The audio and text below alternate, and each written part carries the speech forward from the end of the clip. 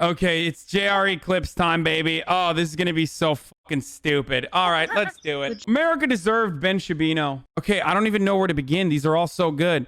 Questions Colin Kaepernick's motives. Don't you think that at least some good has come out of him doing that, where it sort of raised awareness for police brutality? Just put it to the forefront. Let people understand that this is a problem. No. Not at all? No, because I think that he made a serious error, which is that the most positive movements in American social history have been ones that don't kneel for the flag, but say, in the name of the flag, you should do X. Right? So Martin Luther King said, in the name of the flag, civil rights are necessary. Booker T. Washington said, in the name of the flag, civil rights are necessary. They didn't say the American flag stands for racism and Jim Crow. They said the American flag stands for something beyond that. Live up to the American flag. But here's... No, absolutely not. I guess it doesn't really matter, though, because it's Ben Shapiro time, baby. It's crazy. We're not even a minute in. MLK, very strong anti-imperialist activist who was regarded as a communist, an agitator, liar who was just stoking racial fears. Ben Shapiro acting like MLK would be on his side on any particular issue, or that he would be on MLK's side on any particular issue, is psychotic. Why is it trashing the American flag to take a knee? Isn't that in some ways just another gesture of respect? Like, you're not doing what everybody wants you to do, which is put your hand over your heart, but you're doing something that's also respectful and silent. You're not standing up and going, fuck the American flag, fuck these people. You're actually taking it to another level of respect. You're taking a knee. You're bending the knee. Like, how is that so disrespectful? Like, how is that? What? It's a silent okay, gesture. Joe. It's not uniform. Like, Mild it's not doing pushback. this thing that everybody else is doing. But you're doing something that's very respectful. You're taking a knee. Well, that's certainly not the... Not only was he taking a knee, Colin Kaepernick originally would sit down on purpose during the national anthem. And then only after talking to Green Beret veteran Nate Boyer, who originally criticized them, but then came to an understanding, developed an understanding of what Colin Kaepernick was talking about. Nate Boyer's suggestion was for him to kneel. And that's why Colin Kaepernick started kneeling. A fundamental fact in this story that you will never hear from conservatives. Nate Boyer said, you kneel just like we kneel for our fallen brothers. Why won't Ben Shapiro mention that? Joe Rogan probably doesn't know any better. That's why he doesn't know that.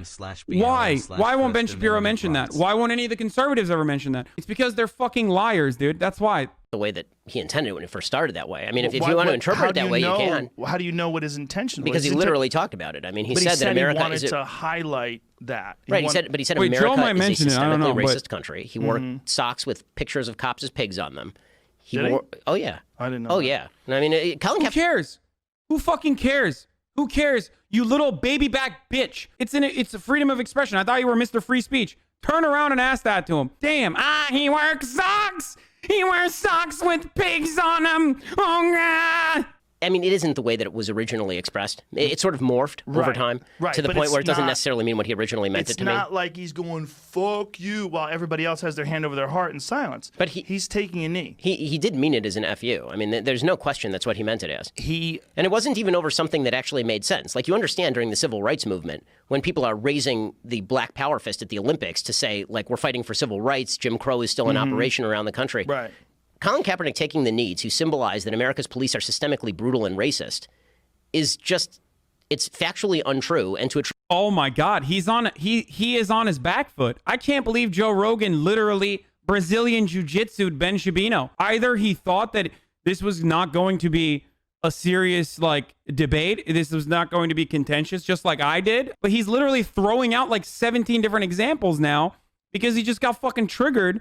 And he's falling apart. This is incredible. First of all, the Black Panther Party? Really?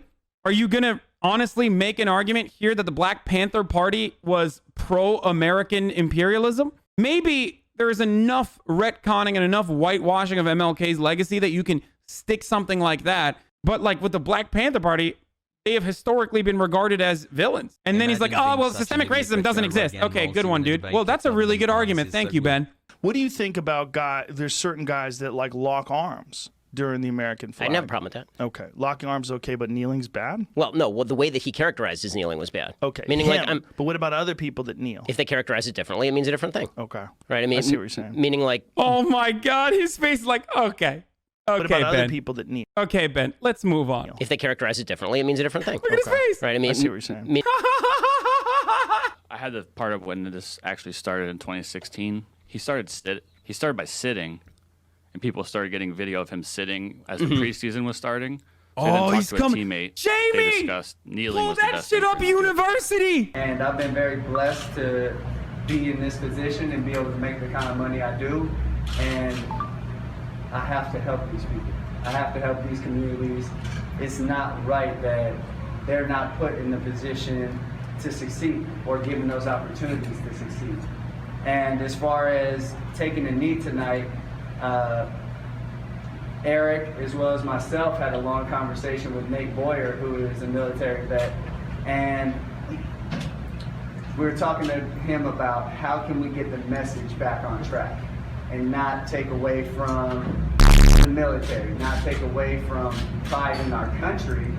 Pull that but shit up, young Jamie. keep the focus on Pull what the it. issues really are.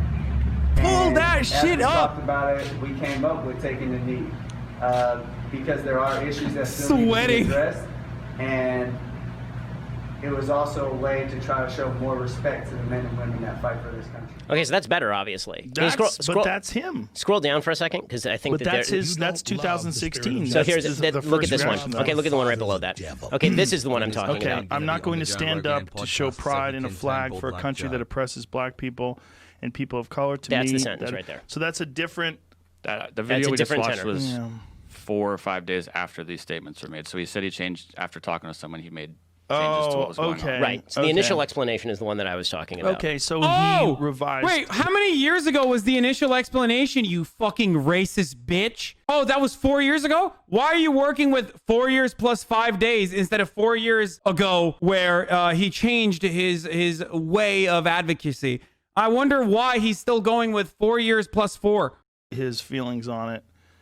And then, Well, that not to seems mi- he super kinda, reasonable. So it started with this. Kaepernick had guns drawn on him by cops for being one of the only black guys in his town. Yeah, that seems super reasonable. What he said there about having The second respect take after for talking law to military, enforcement, yeah, that's or better. Military rather. Pull that shit up, university. Why didn't you do your fucking job, Ben? Aren't you a fucking political commentator? It's not like this information wasn't readily available to you, Ben.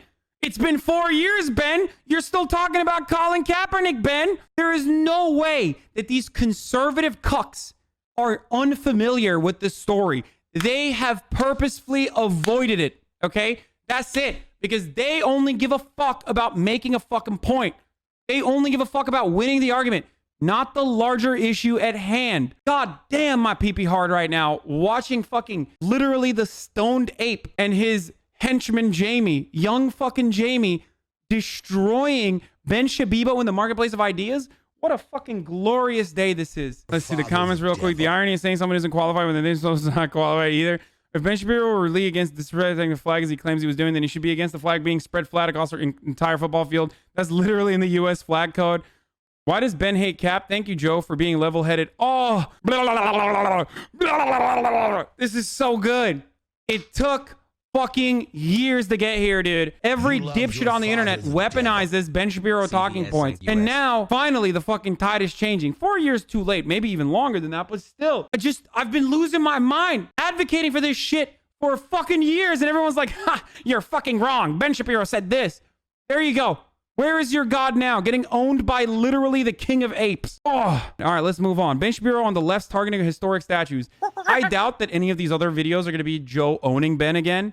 But my fucking God. You saw this That Trader was Joe's good. story, You right? were telling me earlier. This is wild. So Trader Joe's, it's called Trader Joe's, right? Which is not racist, I guess. But apparently they have Mexican products that they were calling Trader Jose's.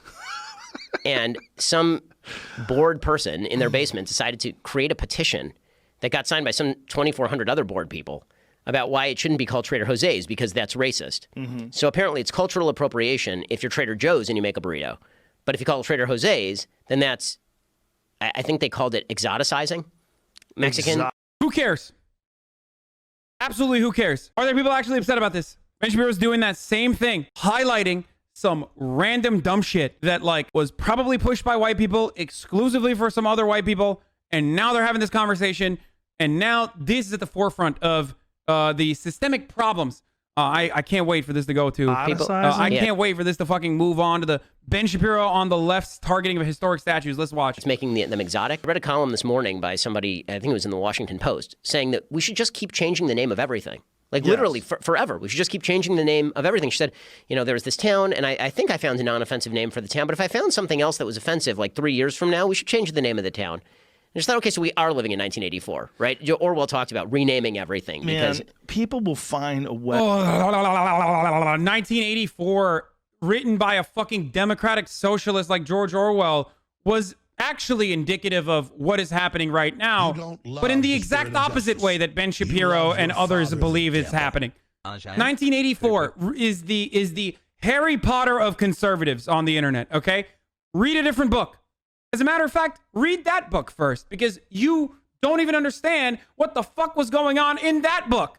You didn't get the message there. First read that book, and then read some other books. We have actual fascist paramilitary in unmarked vans ripping fucking people off the streets and detaining them unconstitutionally, which Ben Shapiro has defended on Twitter, like literally yesterday. And then this cocksucker thinks he can make an argument about 1984. Are you fucking kidding me, dude? Why the fuck do these psychopaths think 1984 is about like blue-haired SJW college freshmen, dude? Oh my God. if you have to go this far to find things to be offended over, there's not that much to be offended over. If you have to go so far that you have to be offended by Trader Jose's, you got nothing going on in your life. There's a dramatic demand for being offended and acting like a victim. And there just ain't, like, there are actual victims in this country. Yes. And internationally, they're seriously actual victims. Yes. But we don't focus on any of those folks, right? No. We focus instead. Yeah, the actual victims in this country, like conservatives. Concentration camps at the border are not real concentration camps, by the way. Yeah, there are actual victims in this fucking country. And Ben Shapiro is right. We don't focus on them. Largely because people like Ben Shapiro keep fucking redirecting the conversation to other shit that is completely nonsensical, like Trader Joe's renaming Trader Jose's as a fucking brand. Like the dumbest bullcrap you ever heard. You know, about renaming libraries. And listen, I'm fine with, you want to take a Confederate statue and put it in a museum, fine. I mean, those guys were jerks. They're terrible people. Fine, go for it. But like, you're talking about, we're going to fix the world by renaming Washington, D.C. because Washington was bad. It's like, what did you do lately? Did you do what Washington did? Like, I understand, we don't put up statues to people for all the bad crap. No, thank God that fucking no one right now, at least to my knowledge, is doing what Washington did, which is, you know, have slaves. So that was pretty bad. Not only did George Washington have slaves, but he knew it was bad. And not only did he know it was bad, other people around him knew it was bad, and he still did it. The perfect example of this is the reality that there was already a fucking loophole built in. I mean, not a loophole, but a law built in to Pennsylvania law where George Washington avoided by shifting his slaves over and moving them across state lines so that he didn't have to free them. The law was that every 6 months you had to free your slaves. And George Washington was like, yeah, fuck that. I'm not going to do that. These slaves are very good. I'm going to keep them. Martin Luther King had a real bad record with the ladies. Okay, we don't put up statues to Martin Luther King because we were saying he was great with women. I think everybody was bad with women. Again, MLK did not own slaves or rape slaves. Having a bad record with the ladies is a psychotic reason to take down someone's statue. Back then. Everyone is bad, period. Human beings suck. Okay, so either get rid of all the statues or recognize that human beings suck. Worse, obviously. For sure. And there are gradations of suck. But do you remember back when they were tearing down the Civil War statues and Trump, in all of his wisdom, was like, what are they going to do next? What about Lincoln? What about they're going to take down George Washington? And everybody's like, oh, he's so crazy. Meanwhile, that's exactly what they were doing. See? That was what they were doing. I mean, in Chicago, well, that was actually Christopher Columbus, who was legitimately a bad guy. He was, I mean, yes. Yeah. Also, everyone was bad. Like, literally all the people. No, not to this degree. You can't say everyone was literally cutting off the hands of indigenous populations and engaging in mass rape. Then everyone is bad. Then, you know, Hitler's bad, but everyone was bad. Well, Churchill did genocide too. Are they the same?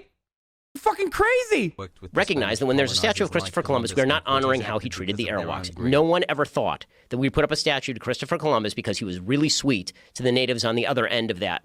Right? That nobody's. So what is the purpose of a statue? Like when you have a Christopher Columbus statue, like what is the purpose of that statue?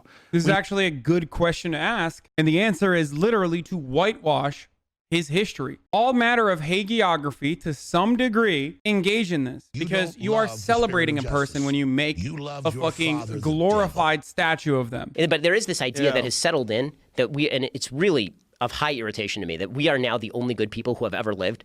Everyone who came before us was just a horrible person, and we are the only good humans who have ever, isn't the world lucky to have us? We're the only people who have ever lived who are completely sinless, and we can look from our perch at the top of morality at everyone who came before us and say that those people were all garbage compared to us. Now, there were people who were garbage compared to us, but I like this argument because, like, the same people that are making that argument about statues are literally making the argument that we're still garbage and we should make everything better. This is a fucking idiotic argument. Just because we are still currently bad does not mean that we should whitewash really horrific things that others have done before us. It's a bad argument, but it's a successful one, and it's a deliberate one. Why is it a deliberate one? Because if you deny systemic racism as a part of your job, then you can also justify slavery that preceded it. The actions of our founding fathers and the legacy of systemic racism stems from slavery. So that is just a longer way to